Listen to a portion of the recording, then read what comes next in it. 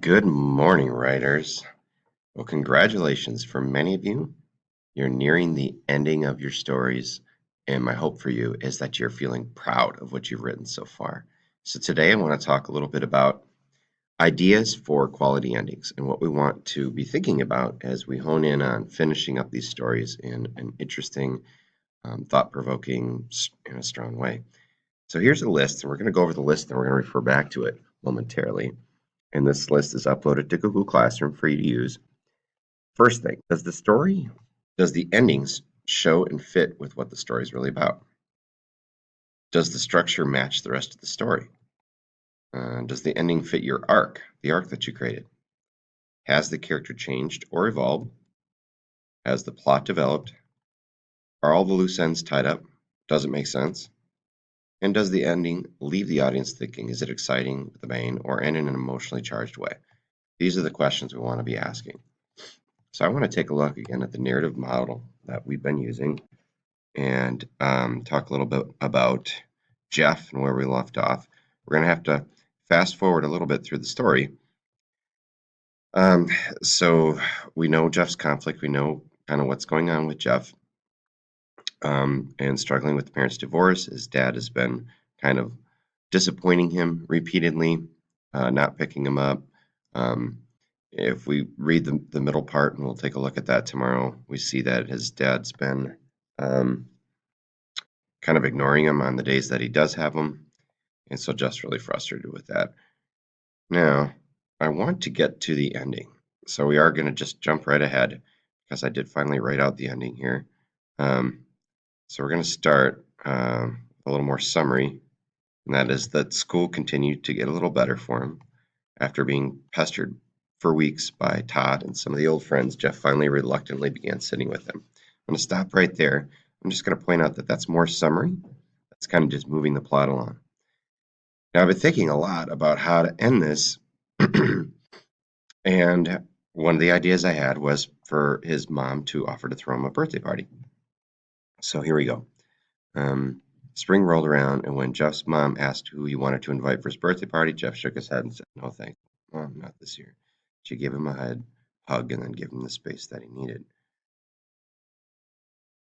We transition here to Friday was Jeff's birthday, and at school he was surprised that, aside from a few teachers, nobody even mentioned it, not even his closest friends. Oh well, he thought, he really didn't deserve any special attention anyway with the way he had been acting. He figured his mom would order a pizza or something because Dad would surely miss yet another weekend. When he stepped off the bus and started to walk the block to his house, the fresh April air awakened him with the fragrance of newly spreaded grass pushing to grow.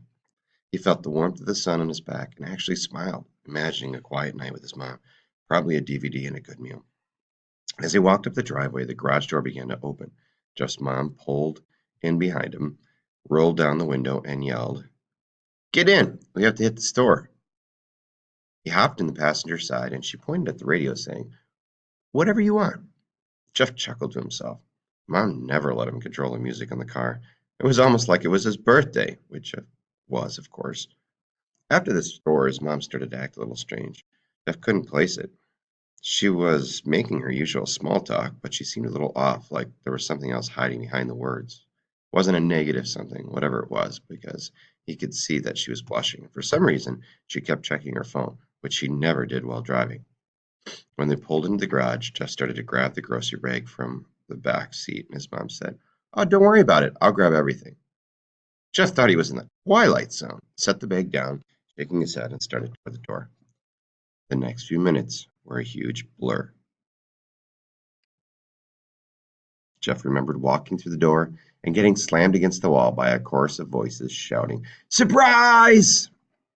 Hugs and shoulder punches followed as nearly half his class were crowded into his family room, waiting for his arrival. He was the center of attention, and an array of streamers and balloons highlighted the remarkably festive atmosphere. There was cake and cookies, pizza and chips, and a pile of gifts from his friends stacked on the corner table of the kitchen. His head was spinning from the surprise and the warmth of it all. Music was playing loudly as all the kids stood around talking and laughing. Jeff noticed his mom standing back, watching him amidst it all. He broke off in the middle of one of Sean's jokes to saunter over to her. "Thanks, Mom. I really mean it. This is the best." He was gushing, and he leaned in and hugged her. She was about to say something to him when a sudden loud knock at the door shattered the moment, and the door opened. From the family room, Jeff heard the familiar voice in the front hallway. "What the hell is this?" The voice got closer. "Diane, you knew I was coming to get him."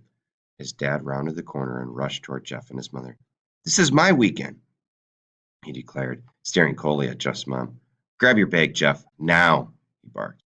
"I need to talk to your mother alone." Jeff backed away from his mom, head hung low. He could feel all of his friends watching him, pitying him as they nervously whispered. He couldn't look up for fear of the shame looking any of them in the eyes. He saw out of his peripheral vision his father pulling his mother into her room. He heard the door slamming, and then the yelling began. Jeff felt himself shrinking and gliding toward his room.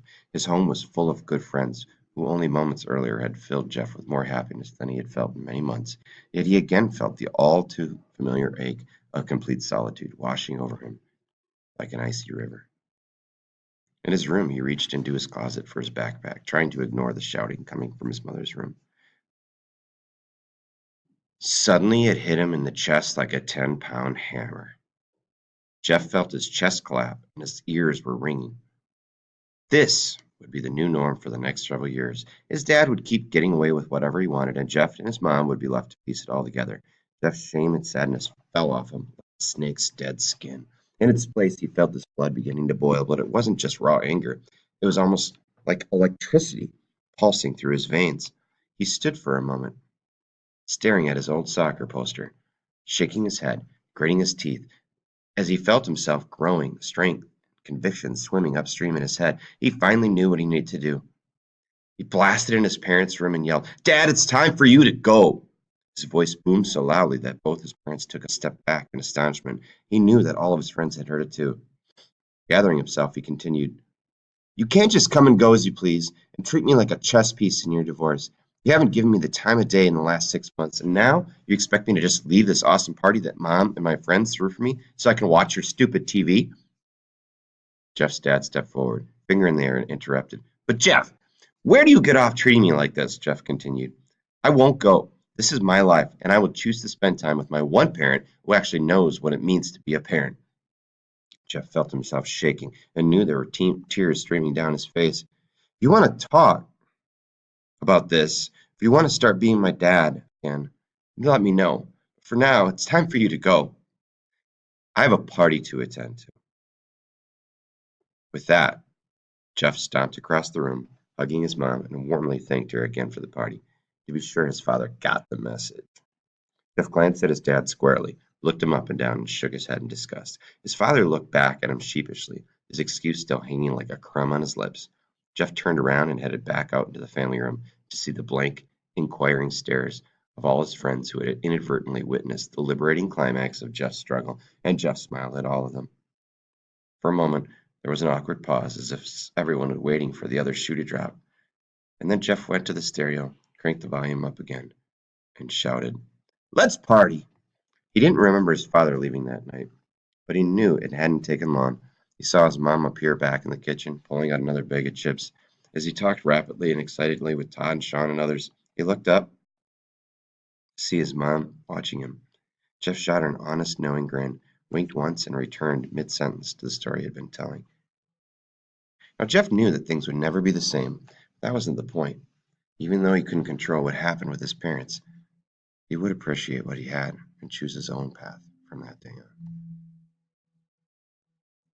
So I want to look back at the questions here for ideas for quality endings. And this is what I was trying to do. Does the ending show and fit what the story is really about? And the story is really about Jeff's conflict within himself, deciding how to work through his parents' divorce and how to kind of make his own choices. I felt like the structure matches the story. It fit the arc. The character did change and evolve because he went from wanting things to go back to the way they were to realizing that he needed to change to adjust to the way things are. Um, the plot developed, loose ends were tied up, and it did make sense. And it wasn't really that exciting. There was a little bit of a bang, but more, it was an emotionally charged ending. Today, I want you to hone in on that ending, and I want you to work to be sure to to answer these questions, to be thinking about these questions as you finish up your stories. Best of luck, writers.